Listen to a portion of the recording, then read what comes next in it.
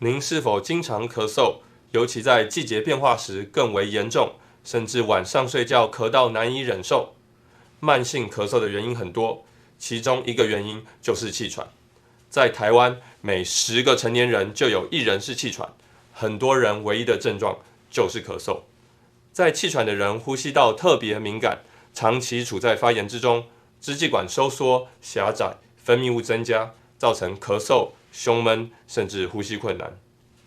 如果您已经被诊断气喘，我们要找出可能刺激气喘发作的原因，有计划且正确的使用吸入性药物，也要透过定期运动、戒烟、控制体重来好好控制气喘。如果您有怀疑或是确定自己有气喘，请找专业的医师诊治，控制气喘，让生活更精彩。